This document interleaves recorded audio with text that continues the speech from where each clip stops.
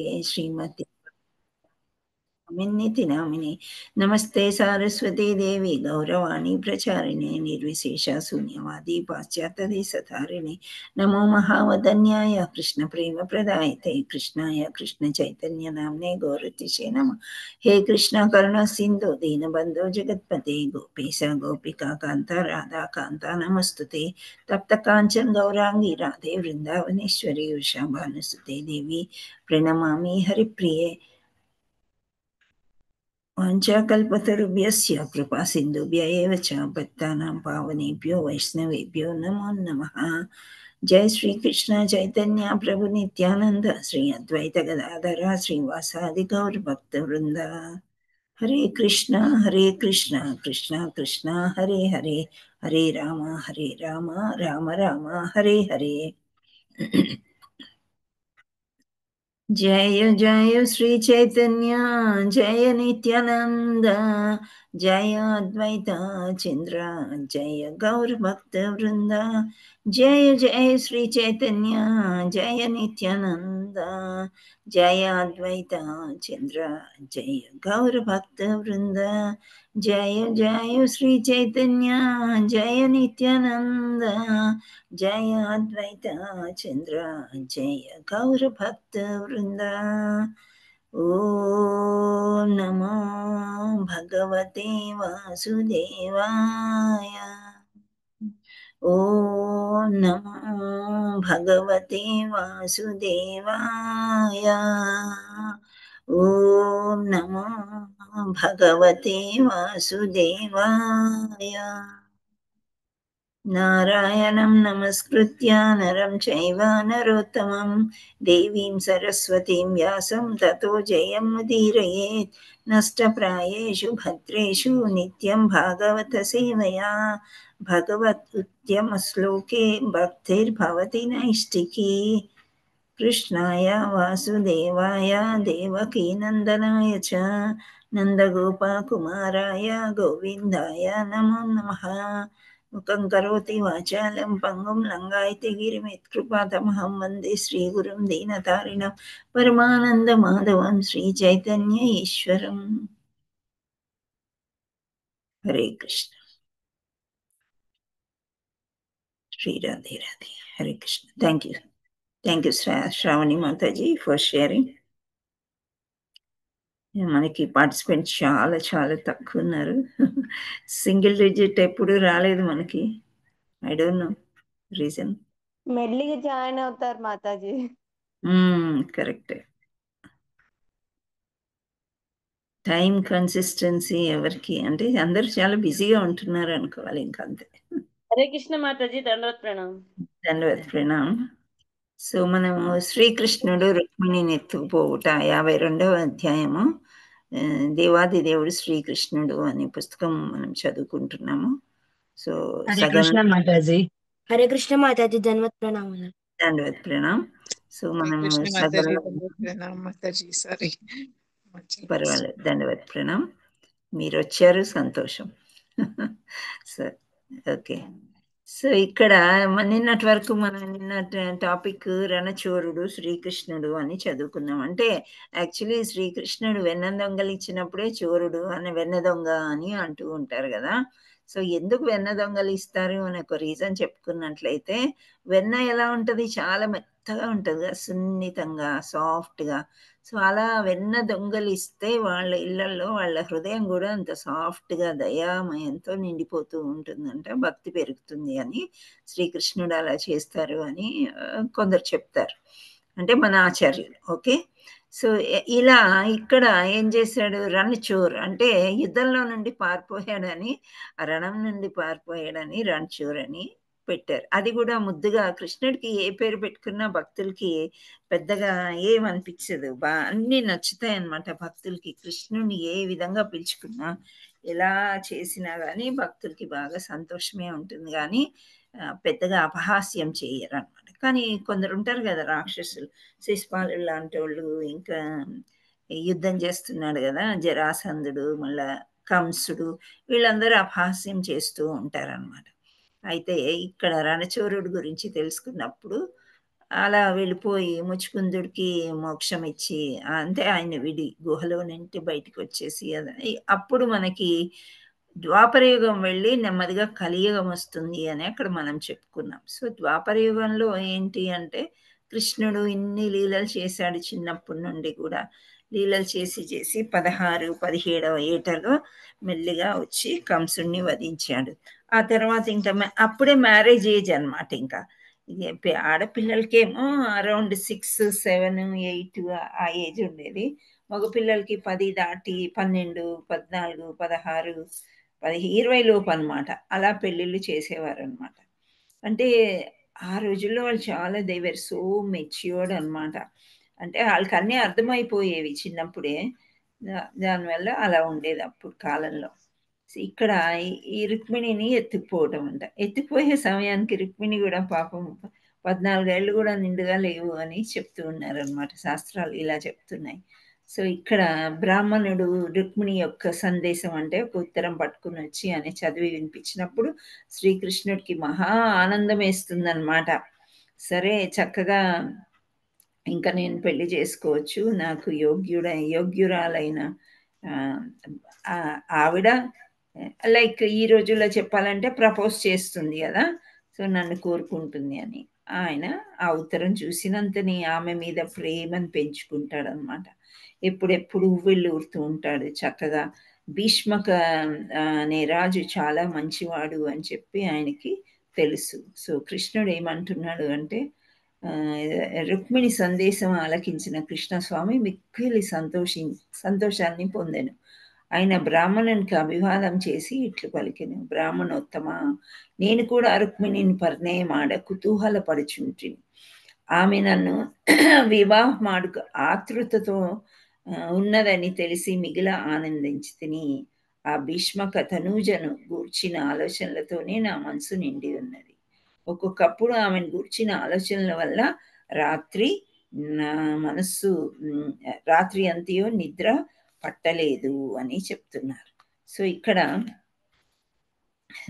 మనం చెప్పినట్లయితే కృష్ణుడికి కూడా ఇలా యవ్వనంలో జరిగే ఈ కోరికలన్నీ జరుగుతాయి అని అంటే భార్య కాబట్టి జరిగిండొచ్చు.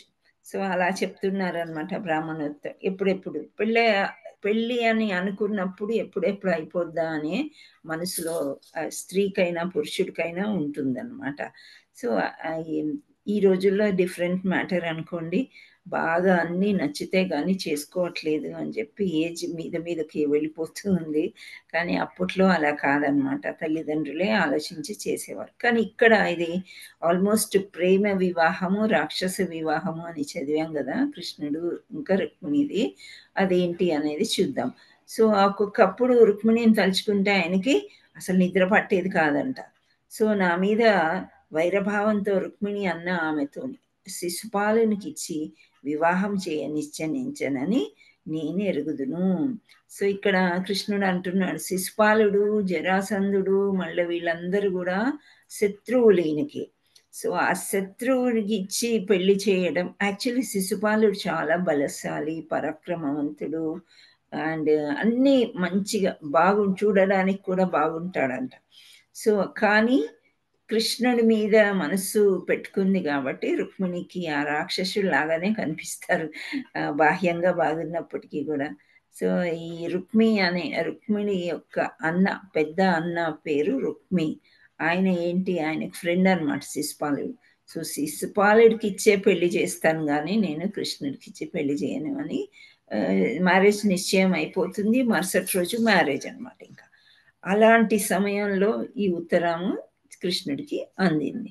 సో అందుచే ఈ వైరి రాజులకు అందరికీ చక్కని గుణపాఠం నేర్పించాలని నేను అనుకుంటున్నాను. ఈ ఎనిమిసి శత్రువులు ఊరికే దండెత్తి ద్వారకా నగరం మీదకి వస్తున్నారు కదా, సో వాళ్ళందరికీ మంచి గుణపాఠం నేర్పించాలనుకుంటున్నా. మామూలు కట్టెలను మదించి అగ్నిని సాధించినట్లు ఈ రాక్షసులందరినీ ఓడించి వారి మధ్య నుండి నేను రుక్మిణిని కొని వత్తును. సో ఈ బ్రాహ్మణుడు ఎవరైతే వచ్చారో రహస్య సందేశాన్ని రుక్మిణి దగ్గర నుండి పట్టుకుని వచ్చినప్పుడు కృష్ణుడు ఇలా చెప్తున్నాడు ఆ బ్రాహ్మణోత్తముడికి, నేను ఎలాగైనా యుద్ధం లాంటిది చేసైనా సరే ఆ వైరం ఆ శత్రువుల నుండి రుక్మిణిని తీసుకొస్తాను అని చెప్తున్నాను. సో రుక్మిణి వివాహ దినము తెలుసుకొని నా కృష్ణుడు వెంటనే బయలుదేరటకు సంసిద్ధుడయ్యాడు. ఇంకా టైం లేదు కదా, నెక్స్ట్ డేనే మ్యారేజ్. సో తయారైపోయాడు అనమాట. తయారైపోతే రథసారథి దారుకు అతని పేరు, అతనికి చెప్పాడు రథం సిద్ధం చేయమని. ఎలాంటి రథం సిద్ధం చేశారో ఇక్కడ చూద్దాం. ఆదేశం వినిన సారథి కృష్ణుని ప్రత్యేక అశ్వాలని 4 కట్టి రథం సిద్ధం చేశాడంట. అశ్వాలు అంటే గుర్రాలు. 4 గుర్రాలని సారథి కట్టి రెడీ చేశాడు. ఎలాంటి గుర్రాలు అంటే ఆ అశ్వముల పేర్లు వాని వర్ణనలను పద్మపురాణంలో ఈ విధంగా కలవు. మొదటి అశ్వము సైబ్య, ఇది ఆకుపచ్చ వర్ణంగా నుండును. ఎక్కడైనా గుర్రాల ఆకుపచ్చ వర్ణంలో చూసామా మనం? హరే కృష్ణ. లేదు మాతాజీ, మనం చూడలేదు. మామూలుగా లేదు మాతాజీ. చూడలేదు కదా. మనం డ్రాయింగ్స్ లో కావాలంటే బ్లూ గ్రీన్ ఇంకేదో ఒకటి వేసుకుంటూ ఉంటాం, కానీ మనం పెద్దగా చూడలేదు. సో ఇక్కడ ఆకుపచ్చని రంగు ఉందంట ఫస్ట్ది అనమాట. అండ్ నెక్స్ట్ రెండవది సుగ్రీవము. ఇది మంచువెన్నెల్లో నుండును. మంచువెన్నెల కలర్ ఎలా ఉంటుంది? మంచి వైట్ ఇలా మెరుస్తూ ఉంటది కదా, సో ఆ రంగులో ఉందంట. మూడవది మేఘపుష్పము, మేఘవన్నెలో ఉండును అంట. మేఘాలు ఎలా ఉంటాయి? Dark blue or blue, light blue ఉంటాయి కదా, ఆ రకంగా. అంటే మొదటిది గ్రీన్, సెకండ్ది మంచు వైట్, థర్డ్దేమో బ్లూ కలర్లో ఉన్నదంట. ఇక మేఘము వన్నెలో నుండి చివరిది నలాహము అంట. ఇది బూడిద వన్నెలో ఉందంట, గ్రే కలర్లో ఉందన్నమాట. సో ఈ గుర్రాలన్నిటినీ చక్కగా కట్టి రథాన్ని సిద్ధం చేసిన వెంటనే కృష్ణుడు ఆ బ్రాహ్మణుని కూడా తనతో పాటు రథం ఎక్కించుకొని తన సరసను కూర్చుండబెట్టుకొనెను. చూడండి ఎంత మంచిగా చూపుతున్నారు ఇక్కడ శ్రీకృష్ణుడి గురించి. మనమైతే ఒక పోస్ట్ మ్యాన్ అని డిటిడిసి వాళ్ళు మనకి ఏమన్నా తెచ్చిస్తే తీసుకుంటాం మామూలుగా సిగ్నేచర్ పెట్టి. ఆ తర్వాత వాడిని లోపలికి ఆహ్వానం చేయాలంటే కూడా ఈ దొంగ దొరో మనకు తెలియదు. ఈ రోజులు కలియుగం అలా అయిపోయిందనమాట. కానీ ఆ ఉత్తరం తెచ్చిన బ్రాహ్మణుని ఎంతో మర్యాద చేయటమే కాకుండా పక్కన కూర్చోబెట్టుకున్నాడంట అంత రథంలో కూడా. సో ఎక్కించుకొని సరసన కూర్చుండు. రథము ద్వారకా నగరం బయలుదేరి ఒక రాత్రి ప్రయాణంతోనే విదర్భ చేరుకొనెను. సో భారతదేశంన పశ్చిమ భాగంన విదర్భ ఉత్తర భాగం.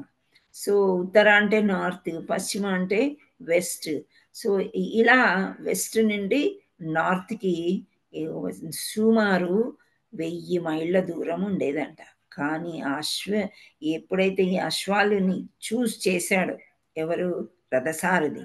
చాలా చక్కగా ఆయన ఒక్కొక్కరు ఎలా పరిగెడతాయి అని ఆలోచించి మంచి గుర్రాలని పెట్టి తయారు చేశాడు. సో 12 గంటల లోపలనే వాళ్ళు చేరుకున్నారంట విదర్భ రాజ్యాన్ని, అంటే ఎక్కడైతే రుక్మిణి ఉంటుందో అక్కడికి. సో భీష్మక మహారాజునకు తన కుమార్తెను శిశుపాలకి ఇచ్చి వివాహం చేయి ఇష్టము లేదు. సో భీష్మక కూడా ఇష్టం లేదు, కానీ ఇంకా అందరూ డిసైడ్ చేసేసారు కాబట్టి ఆయన ఏమనుకున్నారంటే కుమారుని పట్ల వాత్సల్యం వలన అతడు కుదిర్చిన సంబంధం కాదనలేకపోయాను. ఇప్పుడు చూడండి, ఈ రోజుల్లో అంటే న్యూక్లియర్ ఫ్యామిలీస్, పిల్లోడు పెళ్ళయ్యాక ఎక్కడో ఉంటాడు, అది మనకు పెద్దగా సంబంధం అనేది ఏర్పరచుకోమన్నమాట. ఇంట్లో జరిగిన ప్రతిదీ కూడా పిల్లలకి చెప్పాలి. ఒక ఏజ్ అయిపోయిన తర్వాత వాళ్ళకి అన్నీ చెప్పేసి మనం వదిలించుకోవాలి ఈ సంసార బాధల నుండి. వదిలించుకుంటే చక్కగా వాళ్ళు బాధ్యతగా ఉంటారనమాట. పూర్వం అయితే అలాగే ఉండేది. సో రుక్మి అనే పెద్ద కొడుకు మీద వాత్సల్యంతో, అంటే ఇక మీదటి రాజ్యాన్ని చూసుకోవడం అన్నీ ఆయనే చూసుకోవాలి కాబట్టి ఆయన చెప్పినట్లు నేను వినాలి కదా, తప్పదు. ఒక్కోసారి ఏమనిపిస్తుందంటే సరే రుక్మిణికి రాసి పెట్టి లేదేమో కృష్ణుడు. అందరికీ తెలుసు కృష్ణుడు అంటే రుక్మిణికి చాలా ఇష్టమని. సో ఎందుకు అంటే ఆమె కూర్చుని పెయింటింగ్ వేసేదంట, ఊహాగానాలన్నమాట. కృష్ణుడిని ఆమె చూడలేదు, కానీ కృష్ణుడి గురించి చాలా గొప్పగా వినిందనమాట. సో విన్న తర్వాత ఏమవుతుంది, తెలుసుకుంటారు కదా అందరికీ, ఈ అమ్మాయి ఇంకా ఏమి పని లేకపోతే కృష్ణుడి బొమ్మలు వేస్తుంది, కృష్ణుని చూడకపోయినా ప్రేమిస్తుంది అని అక్కడ రాజ్యంలో చాలా మందికి తెలిసిందనమాట. తెలిసినా సరే శిశుపాలుడు రెడీ అయ్యాడు పెళ్లి చేసుకోవడానికి. సో వాళ్ళన్న రుక్మిణి ఆయన పేరు, ఆయన వివాహ బంధాన్ని ఏర్పరుస్తారు. ఈ తండ్రికి ఇష్టం లేదు, అయినప్పటికీ కూడా కొడుకు మీద మమకారంతో ఇంకా పెళ్ళి అన్న తర్వాత మొత్తం నగరం అంతా శుభ్రం చేశారంట. ఆ తర్వాత వాతావరణం అప్పటికి పొడిగా ఉంది, వీధులన్నీ ధూళి దుమారమై ఉండేది. అందుచేత రోజుకొకసారి ఆయనను వీధుల్లో కళ్ళాపి చల్లుచుండేనంట. సో ఈ కలకత్తా అంటే పెద్ద నగరాల్లో రోజుకు 2 సార్లు చల్లుతుందరు అని చెప్తున్నారు. కుండినా నగర వీధులన్నీ రంగురంగుల జెండాలతోనూ అలంకృత ద్వారములతోనూ అలంకరించబడెను. నగరం అంతా శోభాయమానంగా అలంకరించారు. పరిశుభ్ర వస్త్రాలను ధరించి చందనం మలదుకొని ముత్యాల హారాలు పుష్ప ధామములను మెడలో అలంకరించుకున్న పౌరులు ఆ నగర శోభ మరింత హెచ్చినది. ఇప్పుడు రాకుమారి పెళ్లి మామూలు విషయం కాదు. వాళ్ళ దగ్గర ఎంతో మంది సైనికులు ఉంటారు, రాజదర్బార్లో పనిచేసే వాళ్ళు ఎందరో ఉంటారు. వీళ్ళందరూ కూడా చక్కగా యవ్వనంలో ఉండే వాళ్ళందరూ ముత్యాలు అప్పుడు బాగా దొరికేవన్నమాట. సో ముత్యాల హారాలు పూలదండలు వేసుకొని చందనం ఎప్పుడైతే చక్కని సువాసన జల్లే చందనం పెట్టుకొని వాళ్ళు ఇటు అటు నడిచినప్పుడు ఆ యొక్క మంచి సువాసన వచ్చేదంట. సో ఆ నగర శోభ మరీ పెరిగింది అని చెప్తున్నారు. సర్వత్రా అగరధూపాలు వెలిగింపవండి, అక్కడక్కడ చక్కగా అగరత్తులు వెలిగించారు. ఆ నగరం అంతా సో మంచి సువాసన వస్తుందన్నమాట. ఇక్కడ రాకుమార్ రుక్మిణిని వర్ణిస్తున్నారు. ఆమె పవిత్రురాలు, చక్కని సౌందర్యవతి, చక్కని పలు వరస. ఇప్పుడు చూడండి పళ్ళు అటు ఇటు కొంచెం అటు ఇటు చెక్ చెదిరినాయి, డిస్టర్బ్ అయినాయి అంటే మనకి బ్రేసెస్ వేస్తారు పళ్ళు సెట్ చేసుకోవడానికి. ఆ రోజుల్లో అందగత్తలు ఏంటంటే పలు వరుసల దగ్గర నుండి కూడా వాళ్ళకి అన్ని అందంగా ఉండేది. సో ఆ సౌందర్యవతికి చక్కని పలువరుస ఉండేదంట. పలువరుస చక్కగా ఉంటే పలుకు చక్కగా వస్తుంది. ఒకసారి నవ్విన పళ్ళు బయటపడినప్పుడు ఇంకా అందము ఎక్కువ అవుతుందన్నమాట. సో అందుకని ఇక్కడ పలువరుస అని కూడా వర్ణిస్తూ ఉన్నారు. ఇంకా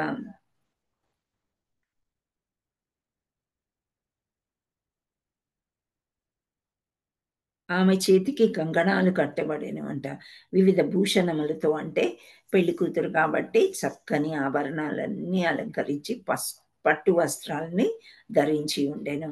ఆ తర్వాత మంత్రాలు పఠించుచు బ్రాహ్మణులు ఇంకా మంత్రాలు పఠిస్తూ ఉన్నారంట. బ్రాహ్మణ స్త్రీలు కొంత ఏజ్ ఎక్కువైనప్పటికీ కూడా వేల మంది వచ్చారంట ఇవన్నీ పఠించడానికి.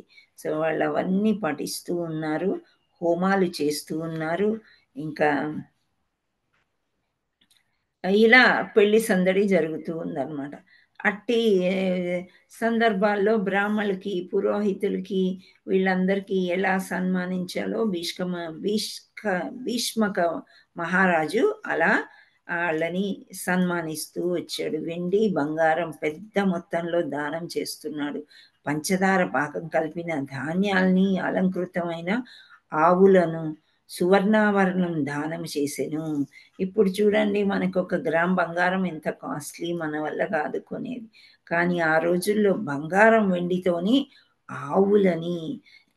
ఆవులు ఎవరైతే పెంచుతారో వాళ్ళకి తీసుకొచ్చి అలంకరించి మంచి వస్త్రాలు వేసి వాళ్ళకి దానంగా ఇచ్చేవారంట. అంటే అంత గొప్పవారనమాట. సో శిశుపాలుడి తండ్రి కూడా ధమఘోషుడు తన కుమారునికి కుటుంబానికి శుభం కలుగుటకు అనేక కర్మకాండలను ఆచరించను. కర్మకాండలు అంటే వాళ్ళ వంశాచారం ప్రకారం ఏ విధంగా దాన ధర్మాలు చేస్తారో అవన్నీ చేశారు. ఆయన కూడా విస్తృతంగా అందరికీ చక్కగా అలంకరణలో అన్నిట్లో పాల్గొంటూ చక్కగా అన్నీ చేస్తూ ఉన్నారనమాట. సో ఇలా చేసిన సమయంలో ఏమవుతుంది, ఇంకా పెళ్లి సమయం రానే వచ్చింది. ఆ తర్వాత ఆ నగరాన్ని సమీపించు ఆర్చ భీష్మక మహారాజు ఆయనకి స్వాగతం చెప్పుటకు ఎదురుపోయిన, అంటే వియ్యాలవారు ధనఘోషణుడు వస్తున్నాడు అని చెప్పి తెలిసిన తర్వాత స్వాగతం పలకడానికి ఎదురు వెళ్ళారంట. తర్వాత నగర ద్వారం బయట అనేక ఉద్యానవనాలు కలవు, అందు అతిథులు విడిది చేయవచ్చును. వైదిక సాంప్రదాయానుసారం జరుగు వివాహాల్లో వధువు తండ్రి వరుని పక్షం వారికి స్వాగతం పలికి వివాహం పూర్తి అవ్వు వరకు 2-3 రోజుల పాటు అందరికీ వసతులు ఏర్పాటు చేయవలెను. ధమఘోషుని న్యాయకత్వం కింద వచ్చిన వరుని పక్షం వారిలో 1000 కొద్ది జనులు ఉండిరి. వారిలో ఎన్నదగిన జరాసంధుడు, దంతవక్రుడు, విధూరథుడు, పౌండ్రకుడు మొదలైన వారు. వీళ్ళందరూ కూడా శిశుపాలుని తరపున వాళ్ళు అనమాట. సో వాళ్ళందరూ చక్కగా వచ్చి విడిది ఏర్పాటు చేసిన దాంట్లో ఉండేవారంట. తర్వాత శ్రీకృష్ణుడికి ఇచ్చి వివాహం చేసుకున్న రుక్మిణి ఉద్దేశపడిందనియు, కానీ ఆమె అన్న రుక్మిణి శిశుపాలకి ఇచ్చి వివాహం ఏర్పాటు చేసిందని అందరికీ తెలుసంట. అంటే చిన్నపిల్లలుగా ఉన్నప్పుడే ఆమె కృష్ణుడి బొమ్మలు వేయటము, చిత్రపటాలు వేయటము, కృష్ణుడిని ఆరాధించడం అందరికీ తెలిసిపోయిందనమాట. తెలిసి కూడా ఇలా చేస్తున్నారు అని చెప్పి వాళ్ళందరూ కూడా అనుకుంటున్నారు. అది కాకుండా వీళ్ళు ఏం చేశారు, ఈ రుక్మి ఇంకా శిశుపాలుడు వాళ్ళ తండ్రి ఇద్దరూ కలిసి మహా పెద్ద సైన్యాన్ని కూడా ఏర్పాటు చేశారట. ఎందుకంటే సైనికులకి ప్రతి ఒక్కరికి తెలుసు రుక్మిణి శ్రీకృష్ణుని మీద మనసు పడింది.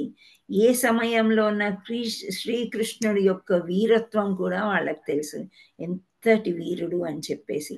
సో ఎనీ టైం వచ్చి అటాక్ చేయగలడు కృష్ణుడు అని చెప్పి బాగా సైన్యాన్ని, శిశుపాలుడు ఒక పెద్ద సైన్యంతో అచ్చట ఉన్నాడని కూడా ఆయన వినను. వారు కృష్ణునితో యుద్ధం చేయవచ్చునని శంకించి ఒక బలమైన సైన్యంతో తాను కూడా కుండిన నగరానికి బయలుదేరేను. సో ఈ విధంగా సైన్యాన్ని ఇటు ఇరుపక్క వాళ్ళు అనమాట. ఇటు రుక్మి అంటే రుక్మిణి తరపు వాళ్ళు, ఆ తర్వాత పెళ్లి కొడుకు శిశుపాలుడైన వాళ్ళ సైడ్ నుండి బాగా అంత ఎక్కువ సైన్యాన్ని పెట్టారనమాట.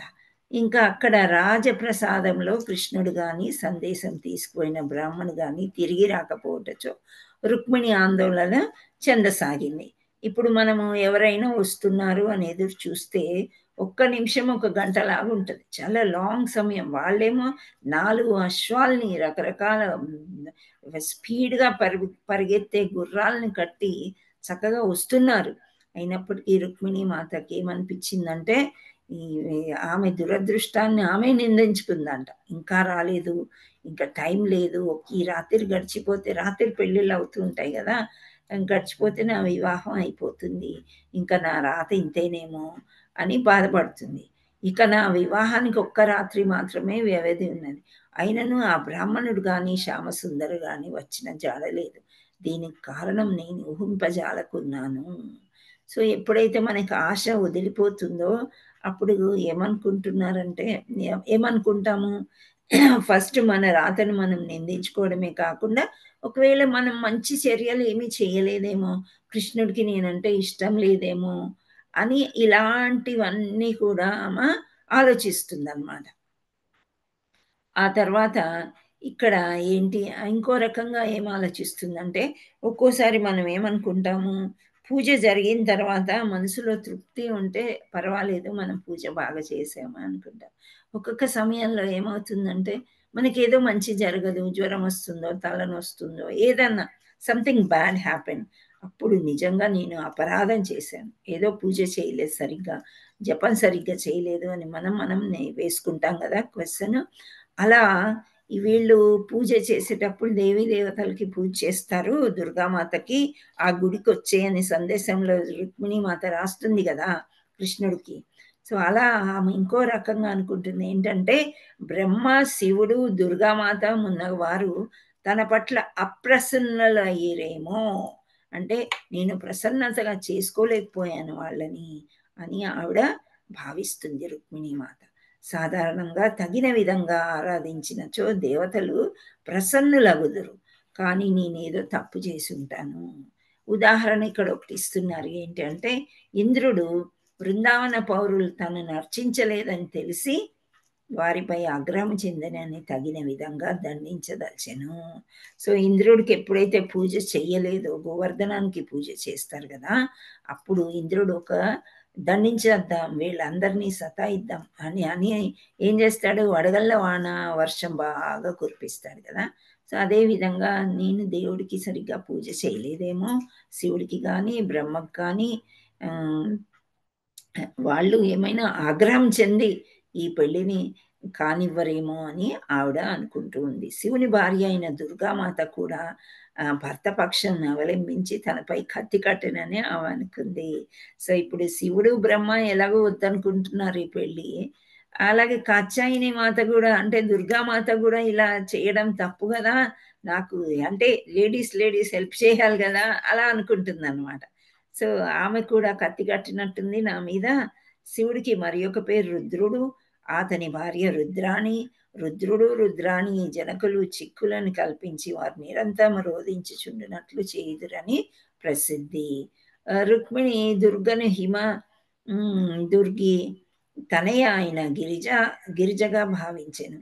హిమాలయ పర్వతము కఠినమైనదని శీతలమైనదని అగుటిచే ఆ పర్వతరాజు తనయ, అంటే ఇప్పుడు ఒక పర్వతం అనేది నిజంగా గట్టిగానే ఉంటుంది, ఆ పైన మంచు కురుస్తూ ఉంది.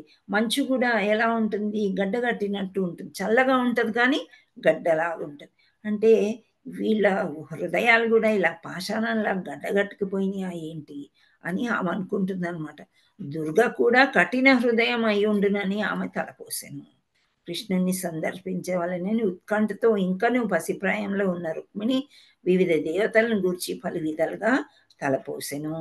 ఇక్కడ గోపికలు కూడా కృష్ణుని భర్తగా పొందుటకు కాత్యాయిని ఆరాధింతురు. అట్లే రుక్మిణి కూడా వివిధ దేవతలను అర్చింపవలనని ఎంచెను. ఐహిక భోగముల కొరకు కాక కేవలం కృష్ణుని పొందుటకి ఆమె వారిని ఆరాధించెను. కృష్ణుడు అనుగ్రహం పొందగోరి వివిధ దేవతలను అర్చించుట అయుక్తము కాదు. రుక్మిణి కృష్ణుని గూర్చి భావనలోనే నిమగ్నురాలై ఉండెను. అయితే మనం దేవీ దేవతలకి ఎప్పుడు పూజ చేస్తామంటే, ఏవైనా కోరికలు తొందరగా తీరాలంటే పూజ చేస్తారనమాట. యాంతి దేవ వ్రతాన్ దేవ అని అంటారు కదా. వేరే దేవతలకి తొందరగా కావాలంటే ఏ దేవతకి పూజ చేస్తే ఆ లోకానికి వెళ్తారు అని భగవద్గీతలో శ్రీకృష్ణుడు అంటాడు. సో ఇలా ఆవిడ ఇన్ని పూజలు చేసినా కానీ నాకు ఇలా జరిగింది ఏంటి అని పాపం ఆమెకి కన్నీళ్లు కూడా వచ్చేస్తున్నాయంట. అశ్రుధార మరింత ఎక్కువగా నిస్సహాయ స్థితిలో ఆమె కళ్ళు మూసుకొనెను. రుక్మిణి అట్లు తీవ్ర వేదనకు గురి అయి ఉన్న సమయమున ఉన్నట్టుండి ఆమె శరీరావయంతో శుభసూచకలు పొడగట్టెను. ఇక్కడ మామూలుగా కళ్ళు అదిరినాయి, భుజం అదిరింది, తొడ అదురుతుంది, ఏమవుతుందో అని మనం అనుకుంటూ ఉంటాం కదా. సో ఆడవాళ్ళకి ఎడమ పక్క, మగవాళ్ళకి కుడి పక్క అదిరినప్పుడు శుభ సూచకము అని అంటూ ఉంటారు. సో ఇలా ఆమె చాలా సాడ్గా ఉన్న సమయంలో ఆమె కళ్ళు అదిరినాయంట, బాహువులు అదిరినాయంట, తొడలు అదిరినాయంట. సో ఈ భాగాలు ఏదో శుభం సంప్రాప్తిస్తుంది అని అర్థం చేసుకుంటుంది అన్నమాట ఆమె. సో ఆ క్షణంలో ఆతృతతో నిండి ఉన్న రుక్మిణి కళ్ళ ఎదుట తాను పంపిన బ్రాహ్మణ దూత ప్రత్యక్షమాయను. ఇంకా రథం దిగారనమాట, వచ్చేసారు వీళ్ళు. ఆ బ్రాహ్మణ దూత కనిపించేసరికి చాలా ఆనందం వేసిందంట. అయితే ఆమె కళ్ళన్నీ కూడా కృష్ణుడి కోసం వెతుకుతూనే ఉన్నాయి అన్నమాట. అయితే ఏదైతే శుభశకనం అనిపించిందో అప్పుడు ఆమెకి ఒకలాంటి సంతోషం వేసి, కృష్ణుడు చనుదించనా అని ఆ బ్రాహ్మణుని ప్రశ్న. యాదవుడైన శ్రీకృష్ణుడు చనుదించి నిశ్చయంగా ఆమెను తీసుకొని పోయి వాగ్దానం చేసినని పలికి ఆయన ఆమెకు ధైర్యము చెప్పెను. సో ఆ బ్రాహ్మణుడు సందేశం వినిన రుక్మిణి కొంత శాంతిస్తుంది అనమాట. ఆ తర్వాత ఏమవుతుందంటే వాళ్ళు లోనికి, ఇక్కడ ఆ గుడిలోనికి వెళ్ళి వాళ్ళు చక్కగా పెళ్లి కుమార్తె దుర్గాదేవి దగ్గరికి వెళ్ళి ధ్యానం చేసి పూజ చేసుకుని వెలుపలికి రావాలంట. సో ఇలా గుడిలోకి వెళ్ళి ఆ పూజ చేసుకుని తిరిగి వచ్చేటప్పుడు బారులు తీరి ఉన్నారంట అందరూ అన్నమాట. ఎవరెవరు అంటే రాకుమారులు, రాజకుమారులు, ఐశ్వర్యవంతులు అందరూ కూడా ఈమె యొక్క సౌందర్యాన్ని చూస్తూ చాలా ఆనందంగా ఇంకా ఇంకా చూడాలి అనిపించే సమయంలో ఆ రాజకుమారుల నడుమ ఎవరు కనిపించారు రుక్మిణి కంటే? కృష్ణుడు కనిపించాడంట. సో ఇక్కడ రాజులకు రాకుమారులకు వారి వారి బలాన్ని వయస్సును ఐశ్వర్యాన్ని తగిన విధంగా ఆతిథ్యం నొసగని కుతూహలంతో కుండిన నగరవాసులు కృష్ణ బలరాముల చుట్టూ మూగి వారి లోకోత్తర సౌందర్యాన్ని ఆస్వాదించసాగిరి. ఈ బలరాముడు ఎక్కడి నుండి వచ్చాడు అని మనకు క్వశ్చన్ రావచ్చు. ఏంటి అంటే ఎప్పుడైతే కృష్ణుడు ఇలా ఇటు రుక్మిణి కోసం వెళ్ళిపోతున్నాడు అని తెలిస్తే అది శత్రువుల రాజ్యం, శిశుపాలుడు ఆల్రెడీ శత్రువు అని బలరాముడు ఈ తమ్ముడు ఏమీ ఎవరిని తీసుకోలేదు, ఒక ఆయుధాలు కూడా తీసుకోలేదు, రథసారథి వెంట వెళ్ళిపోయాడని ఆయన చాలా బలగాన్ని తీసుకుని వస్తాడనమాట బలరాముడు. వచ్చి ఇక్కడ చేరతారు. సో కృష్ణ బలరాములు అంటే వాళ్ళ యొక్క సౌందర్యాన్ని చూడడానికి ఉవ్విళ్ళూరుతూ ఉంటారు. ఇక్కడ బృందావనంలో జరిగిన లీలలన్నీ అందరూ విన్నారు కాబట్టి ప్రత్యక్షంగా చూడటానికి వాళ్ళందరూ దగ్గర వచ్చి వాళ్ళిద్దరిని చుట్టుముట్టారంట. బలరామకి చుట్టూ మూగి వారి లోకోత్తర సౌందర్యాన్ని ఆస్వాదించారు. అశ్రుపూరిత నయనాలతో వారు తమ మౌన ప్రశంసలను వారికి అందజేసిరి. రుక్మిణికి యోగ్యుడైన భర్త శ్రీకృష్ణుడే అని పౌరులు భావించిరి. రుక్మిణి కృష్ణులను ఏకము చేయవలనని ఆతృతతో వారు దేవదేవుని గూర్చి ఇట్లు ప్రార్థించిరి. ప్రభు, మేము సంతృప్తిపరిచిన పుణ్యకర్మలు ఏమీ చేసి ఉన్నచో దయచేసి రాకుమారి రుక్మిణీదేవి పాణిగ్రహము చేయము. సో ప్రజలందరూ కూడా అనుకుంటున్నారు, ఎప్పుడైతే కృష్ణుడు బలరాముడు వచ్చారో, పెళ్ళి కదా ఎందుకు వచ్చారు అని ఎవరు అడగరు, వాళ్ళకు కూడా ఆహ్వానం వెళ్ళిందేమో వచ్చారు అనుకుంటున్నారు. ఈ మధ్యలో వీళ్ళందరినీ ఆస్వాదిస్తూ వీళ్ళందరూ చూస్తూ ఉన్నారనమాట. సో వాళ్ళు మనసులో ప్రార్థించుకుంటున్నారంట, మేము నీకు తృప్తిగా మేము పూజ చేశామో లేదో, ప్రార్థన చేశామో లేదో, పుణ్యకార్యాలు చేశామో లేదో, కానీ దయచేసి మా రాకుమార్ రుక్మిణీదేవిని పాణిగ్రహము చేయము అంటే ఆవిడ చెయ్యి పట్టుకుని ఆమెని పెళ్ళాడుము అని వీళ్ళందరూ కోరుకున్నారంట. సో రుక్మిణీదేవి ప్రజల మన్ననలను పొందిన రాకుమార్తె. ఆమె పట్ల గాఢమైన అనురక్తితో ఆమెకు సర్వ శుభములు కలగవలనని వారు ప్రార్థించిరి. అంతలో రుక్మిణీదేవి సర్వాభరణ భూషితాయి అంగరక్షకులు ఇరువైపున నడుచుచుండ రాజప్రసాదం వెలువడి దుర్గా ఆలయానికి బయలుదేరెను. సో ఆమె దుర్గా గుడికి వెళ్తుందన్నమాట. సో ఇక్కడ వెళ్ళేటప్పుడు ఇక్కడ ఎలా అంటే వేదవాద రతులు అని ఒక వర్గము వారికి గూర్చిన ప్రస్తావింపబడెను. అంటే వీళ్ళు చాలా వేదాలు చదివిన వారు అని అంటారనమాట. వీళ్ళందరూ కూడా మంత్రాలు చదువుతూ ఉండగా అట్టి మూర్జనులు రుక్మిణీ కృష్ణుల వివాహము 5000 సంవత్సరాలకి పూర్వము జరిగినను అప్పటికే దేవాలయాల్లో దేవతార్చన విధానము అమలులో ఉండెనని గుర్తింపరు. భగవద్గీతలో భగవానుడు ఇట్లు పలికెను, యాంతి దేవా వ్రతాన్ దేవాన్ అంటే దేవతలను అర్చించువారు ఆ దేవతలుండు లోకానికి పోదురు. సో కొంతమంది వేర్వేరు దేవతలను ఆరాధించరు, మరికొందరు నేరుగా దేవాది దేవుణ్ణే కొలిచెదరు. వివిధ దేవత ఆరాధన విధానంలో ముఖ్యంగా బ్రహ్మ, శివుడు, గణేశుడు, సూర్య భగవానుడు, దుర్గాదేవి ఆరాధింపబడుతురు. శివుడు, దుర్గా రాజకుటుంబాల వారి చేత కూడా అర్చింపబడుతురు. హీనులైన జనులు ఇతర దేవతలను ఆరాధించరు. బ్రాహ్మణులు, వైష్ణవులు మాత్రం దేవాది దేవుడైన విష్ణుమూర్తిని మాత్రమే కొలిచెదరు. భగవద్గీతలో వివిధ దేవత ఆరాధన ఖండింపబడినను అది నిషేధింపబడలేదు. దేవాది దేవుణ్ణే కొలమని చెప్తాడు, నన్నే పూజింపు, సర్వధర్మ పరిత్యజ్య అని చెప్పాడు కదా, అన్ని ధర్మాల్ని మీరు వదిలేయండి, నన్నే పూజింపు అని శ్రీకృష్ణుడు చెప్తే మీ పాపాలన్నీ తీసేస్తాను అని. అయినప్పటికీ కూడా కొందరు వేరే దేవుళ్ళను కూడా పూజిస్తూ ఉంటారు అని ఇక్కడ చెప్పడం జరుగుతుందన్నమాట. బ్రాహ్మణులు ఇది అయిపోయింది. బుద్ధి పరిణతి చెందని జనులు ఐహిక లాభముల కొరకు వివిధ దేవతలను ఆరాధింతురని ఇచ్చట స్పష్టంగా పేర్కొనబడింది. అంటే బాహ్యంగా మనకి ఏవో చిన్న చిన్న కోరికలు ఉంటాయి. ఈ కోరికలు ఈ దేవుని పూజ చేస్తే ఆ కోరికలు తీరుతాయి అని చెప్పినంతనే దేవాది దేవుణ్ణి మర్చిపోయి ఆ దేవతలకి చేస్తూ ఉంటారు ఆరాధన అని ఇక్కడ చెప్తున్నారనమాట. లక్ష్మీదేవి అంశమైనను ఆమె దుర్గాదేవి ఆలయానికి పోవుట కారణంగా దుర్గవారికి ఇలవేల్పు. ఇక్కడ రుక్మిణీదేవి కూడా ఏం చేస్తుంది, వాళ్ళ వాళ్ళ ఇంటి ఆచారాలని ఎవరు వదిలిపెట్టరు. ఇప్పుడు మనం కార్తీక మాసం వచ్చింది, ఇప్పుడు భక్తిలో ఇక్కడ శ్రీకృష్ణ పరమాత్ముడి అన్ని చెప్పుకుంటున్నాం. కానీ ఎప్పటి నుండో శివుడి పూజలు చేసి ఉన్నాము, శివార్చన చేసి ఉన్నాము, శివ స్తోత్రాలు చదివాము. అవన్నీ కూడా పడగొట్టడానికి మనకి ఇష్టం ఉండదు. అలాగే వీళ్ళు కూడా వీళ్ళ యొక్క వంశ ఆచారం అంట ఏంటి, దుర్గాలయానికి వెళ్ళడము. అయితే రుక్మిణీదేవి ఎవరు అంటే సాక్షాత్ లక్ష్మీదేవి యొక్క అంశము. శ్రీమన్నారాయణుడే కదా కృష్ణుడు. అందుచేత అయినను ఆమె దుర్గాదేవి ఆలయానికి పోవుట కారణం దుర్గవారికి ఇలవేల్పు.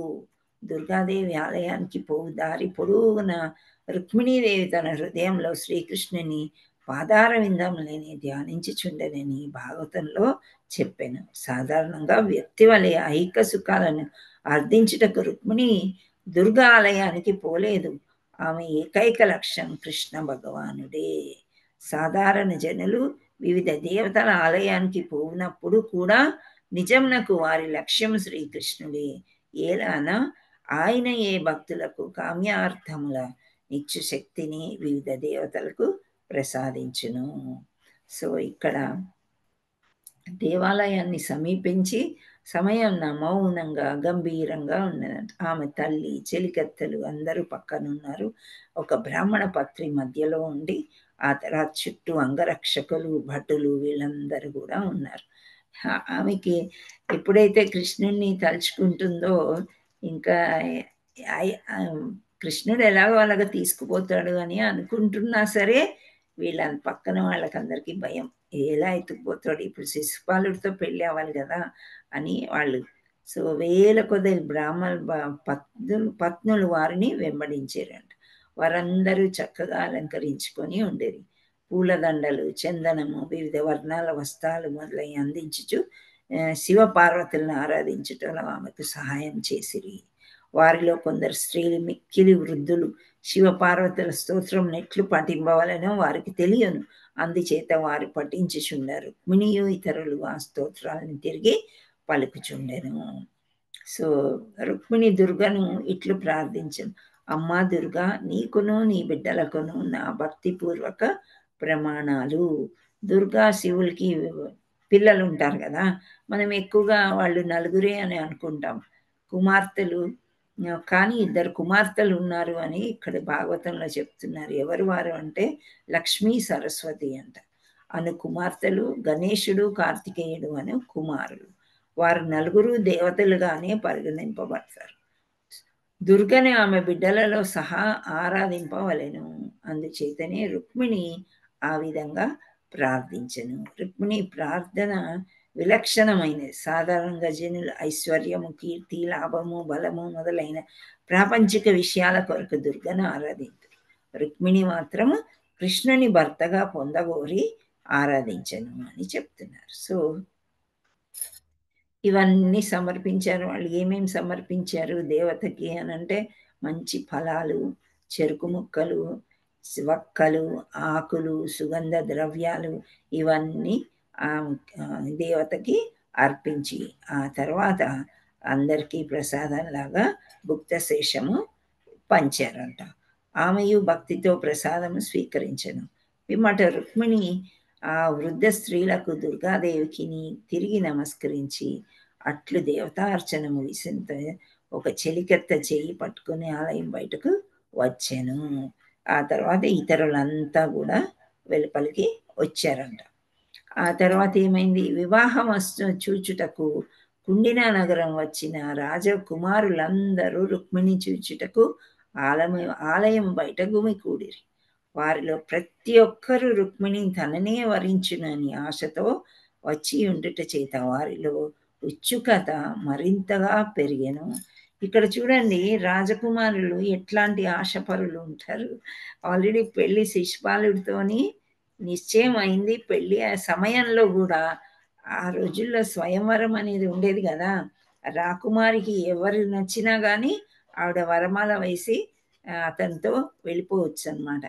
అలా వాళ్ళు ఈ సమయంలో కూడా ఒకవేళ రాకుమారి నన్ను నచ్చుతుందేమో అని చెప్పేసి ఆమెని చూస్తూ ప్రతి ఒక్కరు అలాంటి ఆశతోనే వచ్చి ఉండారు అని చెప్తున్నారనమాట. సో ఇక్కడ ఆమె ఎలా ఉంది అని అంటే, ఇక్కడ ఆమె గురించి కొంచెం వర్ణించారు. ఎవరు? రుక్మిణి. ఆమె అంగసౌష్టం ప్రశంసమైనది.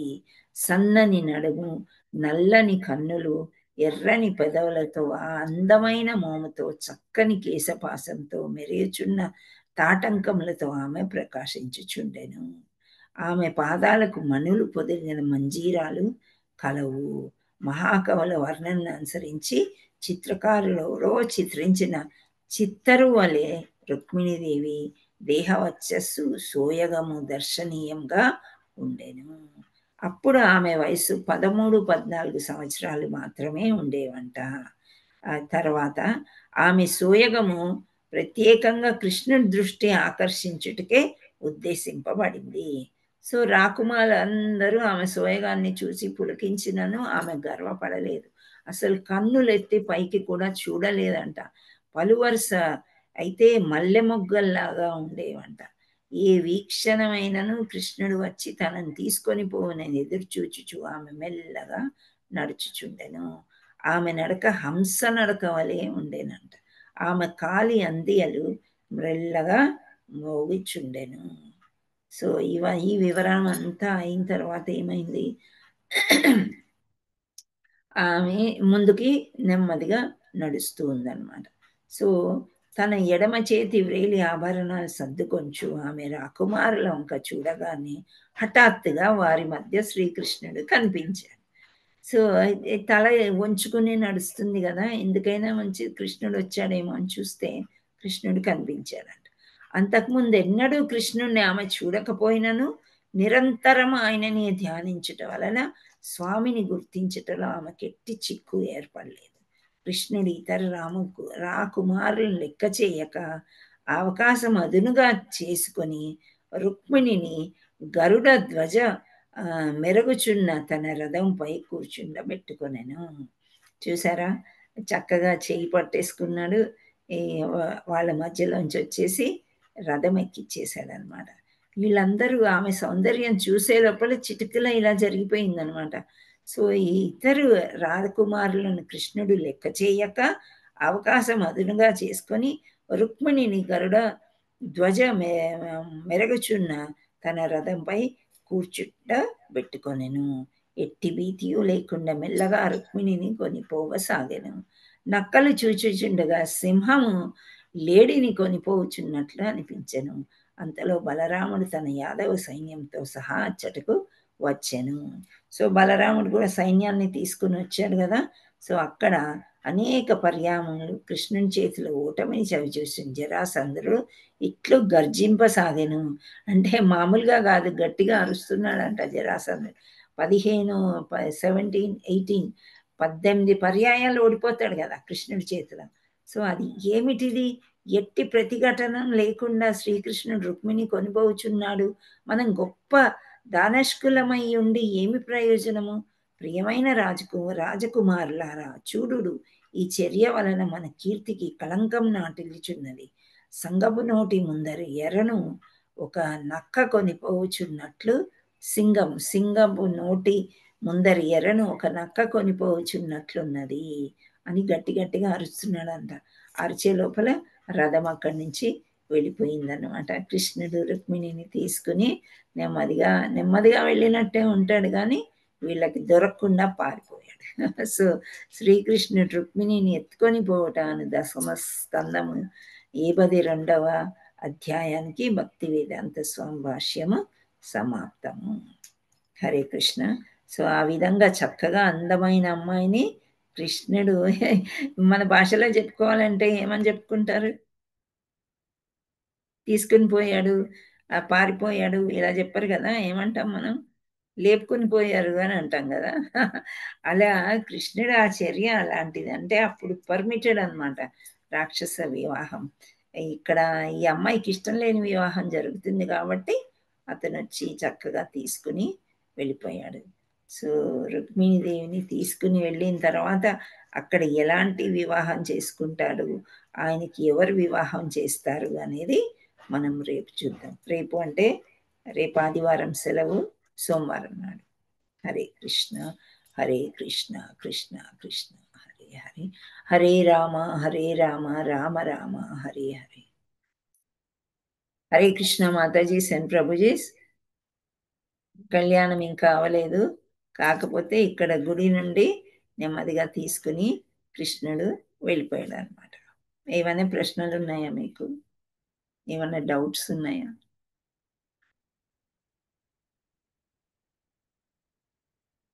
హరే కృష్ణ మాతాజీ, దండవత్ ప్రణామం. వచ్చేసారా కాశీ నుండి ఈరోజు? నచ్చిన మాతాజీ. బాగా జరిగిందా ప్రయాణం? బాగా జరిగింది మాతాజీ. అయోధ్య వెళ్ళాము, ప్రయాగ. Very nice. ప్రయాగలో సంఘ స్నానం చేశారా? చేశాం మాతాజీ. 9 రోజులు చక్కగా ఉన్నారు కదా? అందుకే ఇక 9 నిద్రలు చేద్దామని వెళ్ళాం మాతాజీ.